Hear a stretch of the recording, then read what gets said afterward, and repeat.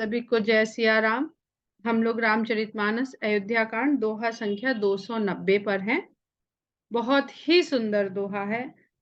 प्राण प्राण के जीव, प्राण प्राण के जीव सुख के सुख राम। तुम्हि तजि तात सुहात ग्रह, जिन्हि तिन्हि विधि बाम।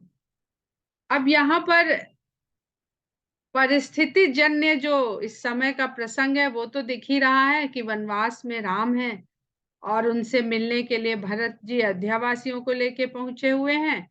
और ये सब सूचनाएं सुन करके कि किस तरह की विपदा अयोध्या में आ गई है, राजा दशरथ का स्वर्गवास हो चुका है, राम को वनवास हो गया है, तो राम सीता और लक्ष्मण के साथ वन को चले गए हैं। उनकी अनुपस्थिति में भरत लौटे होंगे, पता नहीं क्या हुआ होगा।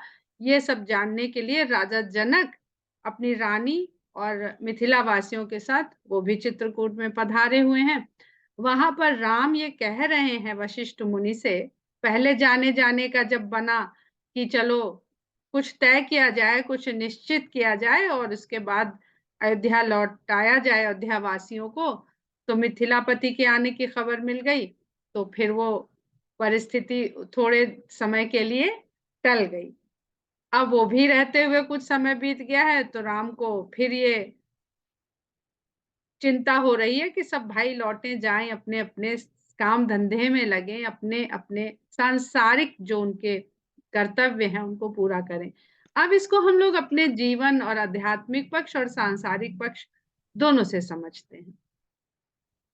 तो जब वो वशिष्ठ मुनि से ऐसा कहते हैं कि अब आप जो करना है करवाइए सबसे, और सब अपने अपने ठिकाने पर जाएं, अपने अपने काम में लगें, क्योंकि बहुत समय हो गया यहाँ सब असुविधाओं में कष्ट सहित जीवन जीते हुए।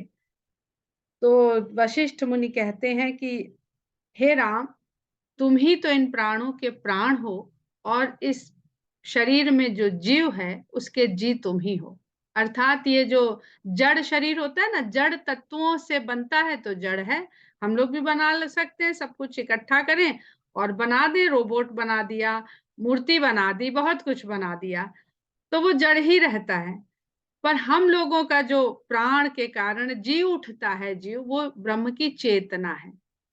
तो कहते हैं इसमें जो प्राण है उसके प्राण तो तुम ही हो, स्रोत तुम ही हो, तुम ही से वो प्राण प्राण के रूप में सब जीवों के भीतर आया है।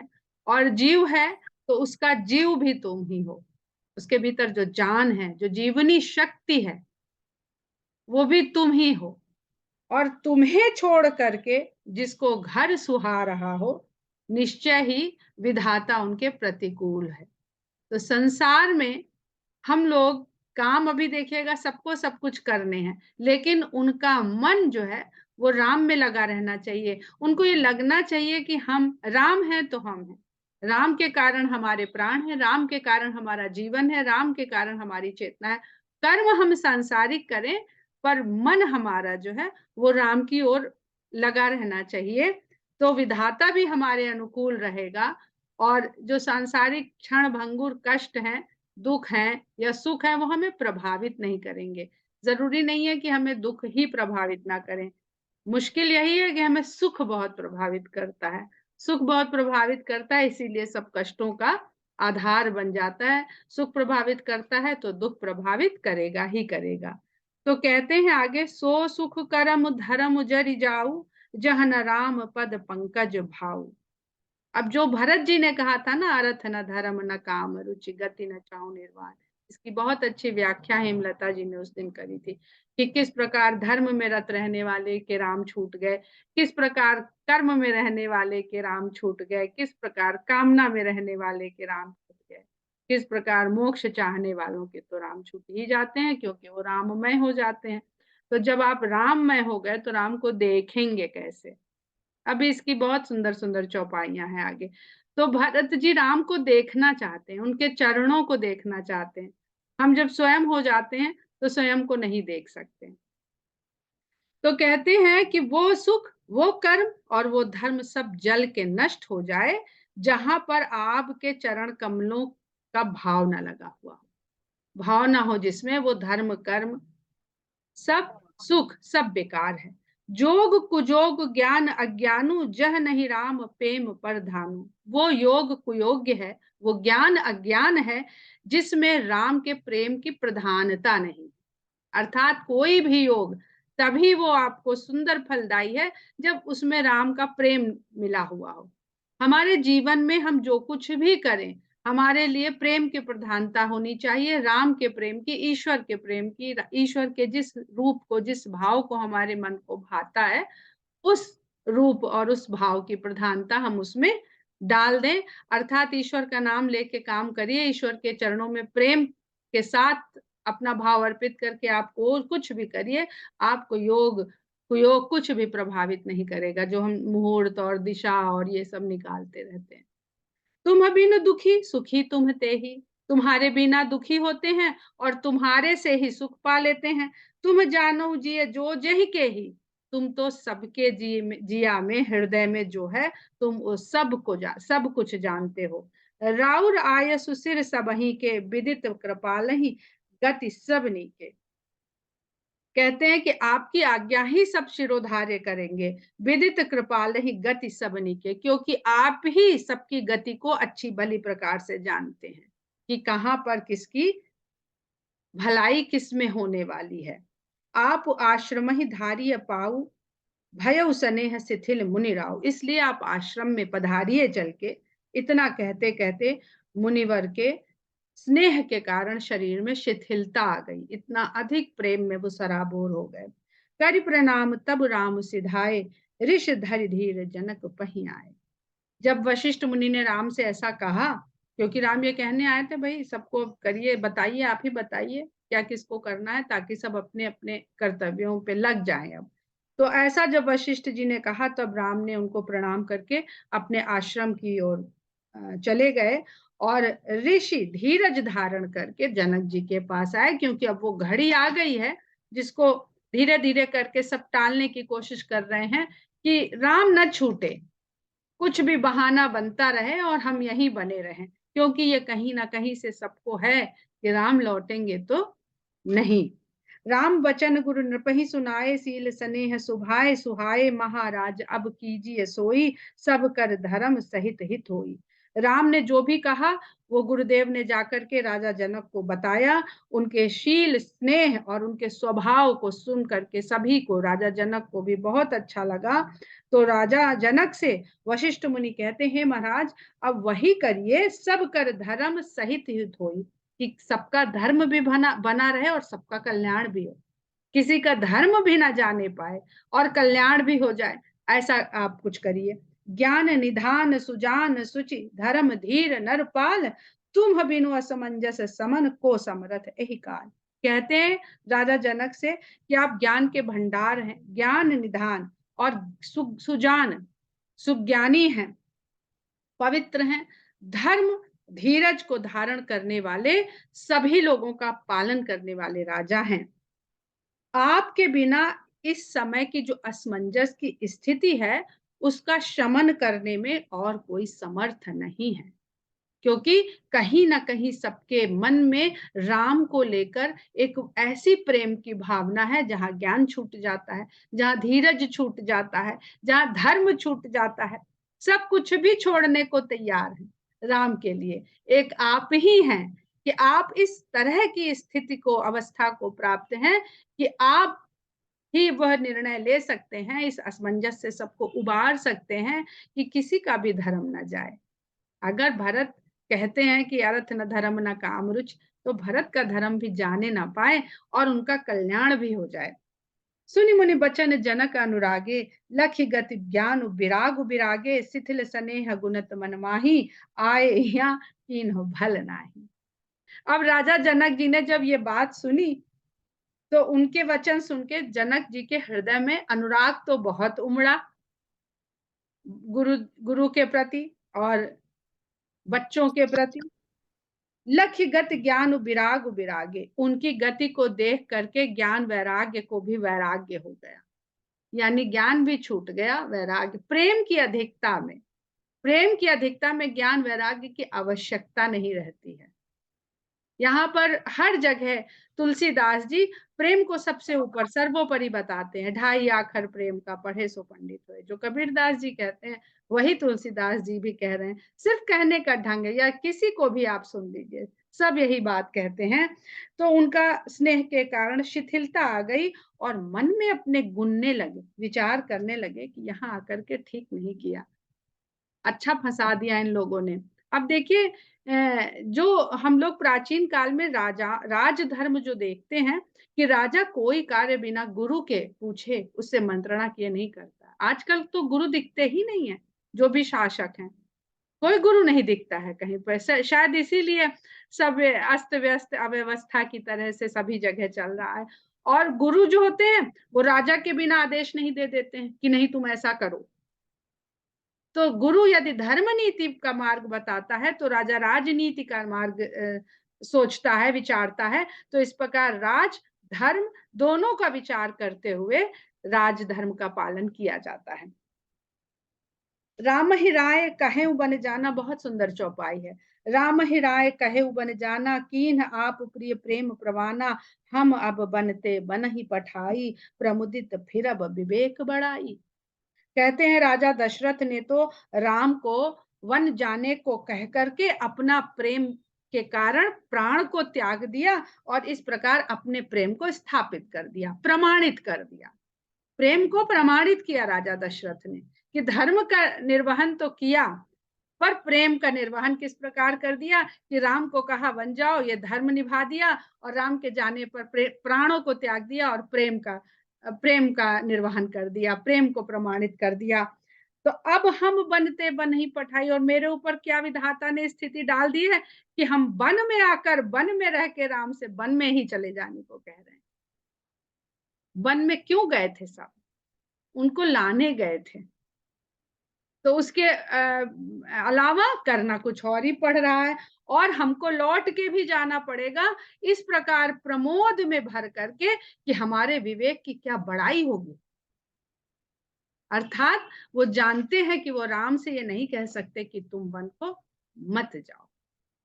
तापस मुनि महिसूर मुनि देखी, भय प्रेम बस विकल विसेकी। तपस्वियों मुनियों ब्राह्मणों ने ये सब जब देखा सुना तो भय प्रेम बस विकल विसेकी, तो वो भी प्रेम के वशीभूत होकर व्याकुल हो गए कि यहाँ अधर्म की बात कोई कहने वाला है नहीं, तो राम से छूटना अब लगता है होगा ही होगा। तो वो जो प्रेम था कि अब राम छूट जाएंगे, तो इस प्रेम के कारण सभी व्याकुल होने लगे। समौ समझ धर धीरज राजा, चले भरत पहि साहित समाजा।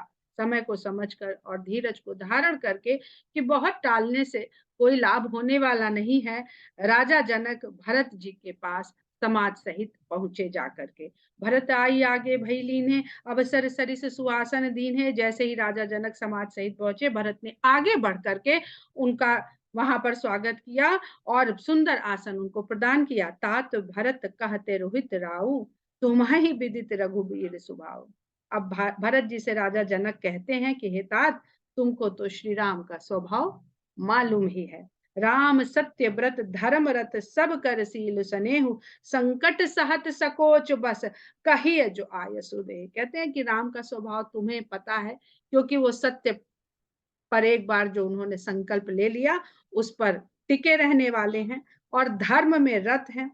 सभी से उनको स्नेह है, इसलिए सभी के साथ स्नेह का शील संकोच उनके मन में समाया हुआ है।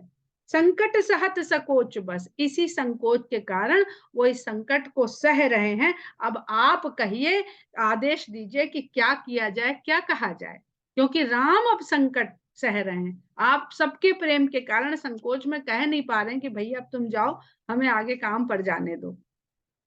सुनि तन पुलक नयन भरी बोले भरत धीर धरि भारी। ये सुन करके भरत जी का तन पुलकित हो गया और नैनों में जल आ गया।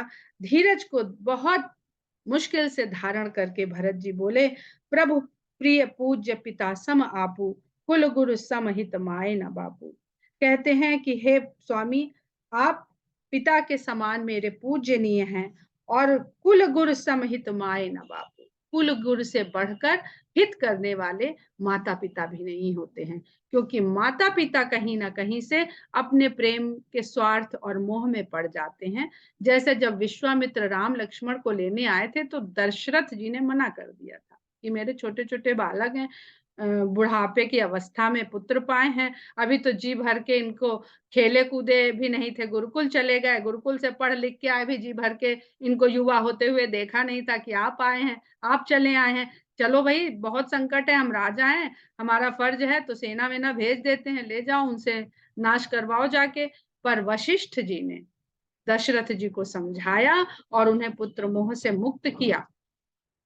तब दशरथ जी, और ऊंच नीच बहुत समझाई होगी वशिष्ठ जी ने, तब वो विश्वामित्र के साथ राम को भेजने को तैयार हुए। अगर न भेजते, पुत्र प्रेम में पड़े रहते, तो राम का जो नाम होना शुरू हुआ वो नहीं होता।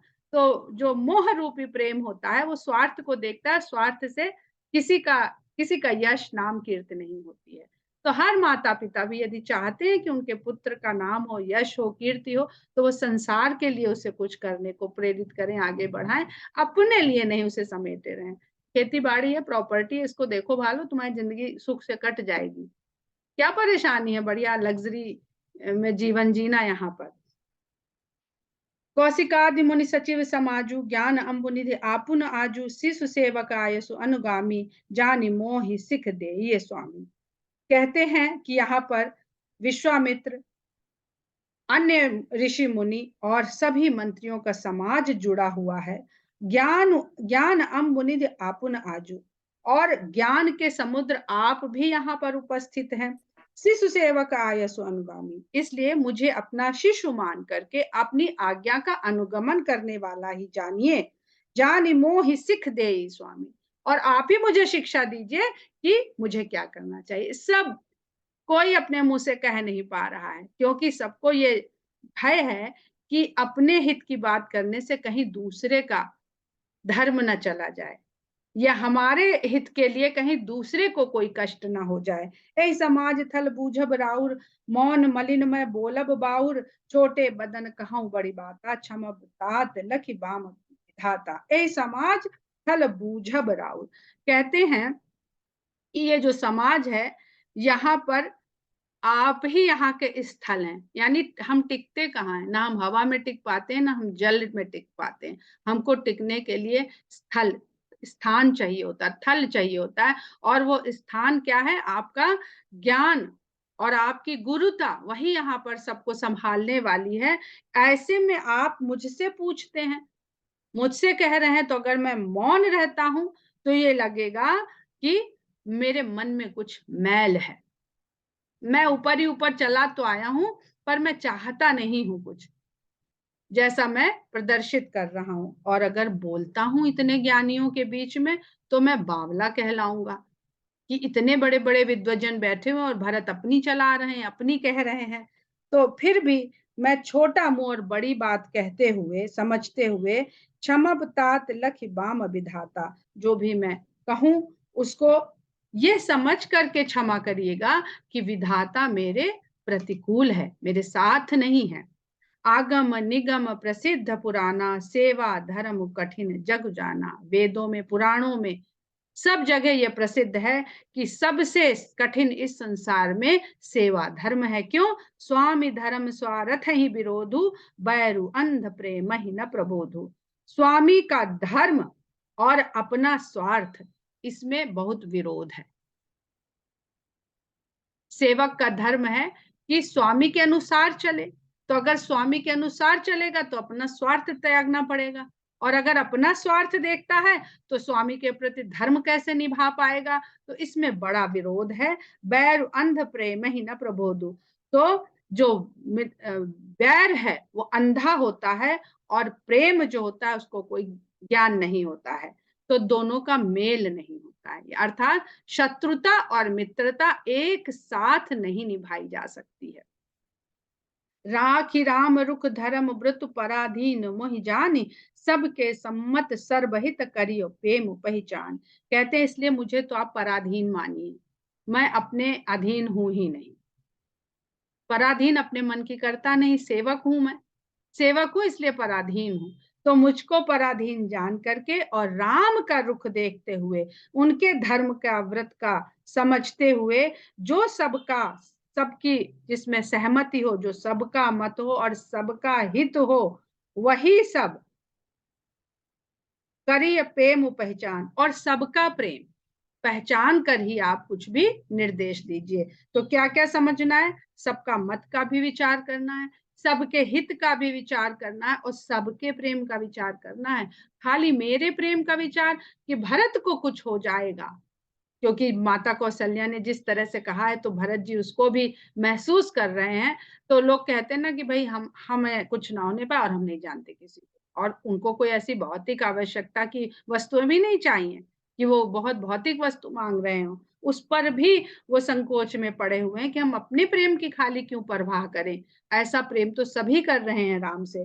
भरत वचन सुने देख स्वभाव, सहित समाज सराहत राव। भरत के इस प्रकार के वचन को देखते हुए उनको स्वभाव को समझ रहे हैं लोग, और पूरा समाज उनकी सराहना कर रहा है। राजा के सहित पूरा समाज उनकी सराहना कर रहा है।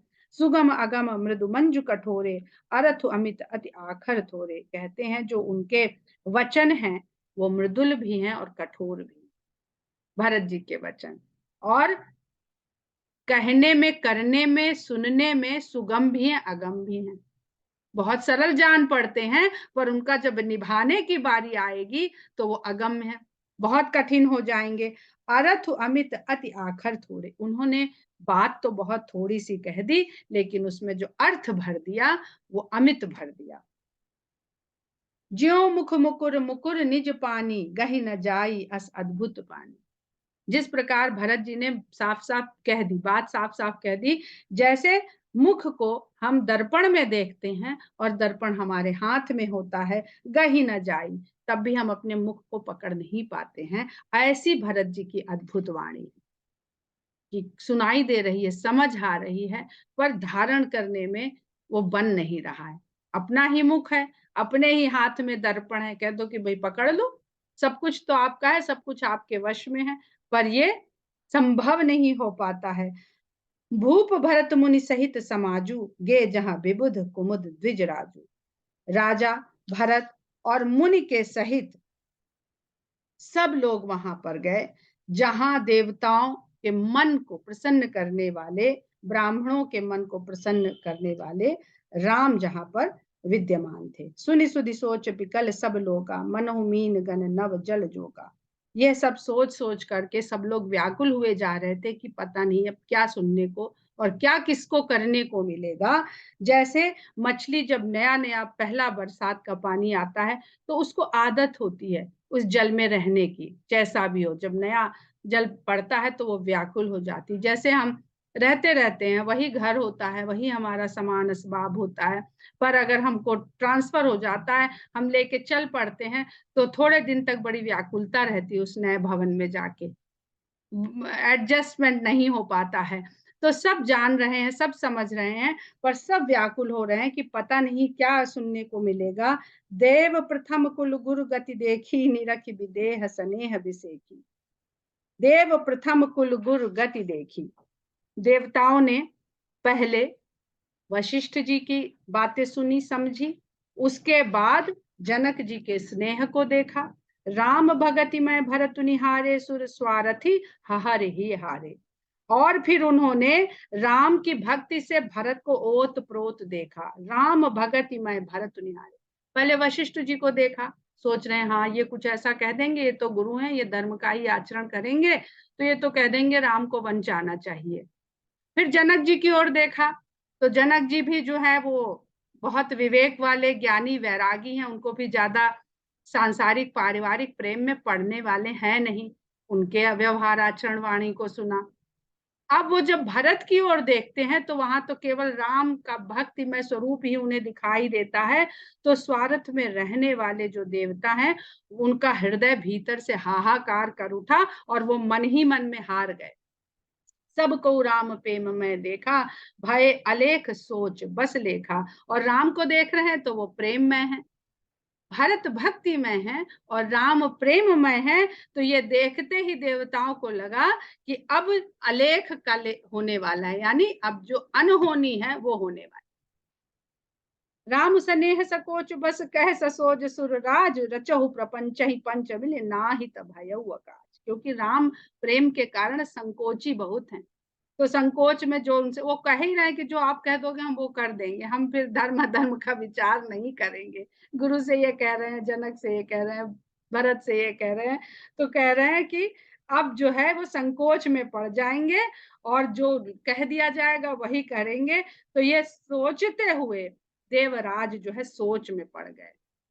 क्या होता है जब हम लोग किसी ऐसी परिस्थिति में पड़ते हैं, असमंजस में, तो हम लोग ऐसे ही सोचते हैं। बिल्कुल हमारी सांसारिक परिस्थिति का यहाँ पर वर्णन हो रहा है कि पता नहीं क्या होएगा, ये होएगा कि ये होगा, और सोच सोच के उस क्षण का इंतजार नहीं करते हैं कि जो हो जाए वो हो जाए, तब तब हम रिएक्ट कर लेंगे, खुश हो लेंगे या दुखी हो लेंगे। नहीं, पहले ही अपने मन में एंजाइटी एंजाइटी एंजाइटी एंजाइटी बढ़ते चले जाते हैं और अपनी अवस्था को कमजोर कर देते हैं। तो कहते हैं रचहु प्रपंच ही पंच मिली, कहते हैं सब जने मिलकर कोई प्रपंच करो, कोई पैदा करो छल, नहीं तो बना बनाया काम बिगड़ने जा रहा है। सुरन सुमिर शारदा सराही, और ये नहीं जानते हैं वो अवतार लेकर ही यहाँ आए हैं, उन्हीं के खातिर आए हैं। तो सुरन सुमिर शारदा सराही, देव देव शरणागत पाई। तो अब जब किसी पे बस नहीं चला तो फिर से उन्होंने शारदा का स्मरण किया और कहते हैं हे देवी हम आपके शरणागत हैं, अब आप ही के हाथों में हमारा जीना मरना, हमारा कार्य सिद्ध होना अब आप ही के हाथ में है। फेर भरत मत करी निज माया, पालु विविध कुल करी छल छाया। तो कुछ माया चलाइए और भरत की मति को फेर दीजिए, पालु विविध कुल करी छल छाया, और इस प्रकार देवताओं के कुल की रक्षा करिए। बहुत सुंदर प्रसंग है। इसको मंथरा की बुद्धि और भरत की बुद्धि के साथ आप लोग तुलना जरूर करिएगा कि किस तरह की बुद्धि को सरस्वती अर्थात सांसारिकता की जो भावनाएं हैं वो प्रेरित कर सकती हैं और विवश कर सकती हैं। विबुध विनय सुनी देवी सयानी, देवताओं की इस प्रकार की विनय को सुनकर के सयानी देवी, समझदार देवी कहती हैं, बोली सुर स्वार्थ जड़ जानी। कहती हैं कि देवता लोग बिल्कुल जड़ हैं, वो सिर्फ अपना स्वार्थ देखते हैं। पहले भी हमने बताया था कि सूर्य देवता जो होते हैं वो इंद्रियों का प्रतीक होते हैं हमारे अपने शरीर में। तो इंद्रियां जो होती हैं वो अपने अपने सुख के ही बारे में ज्यादा सोचती रहती हैं।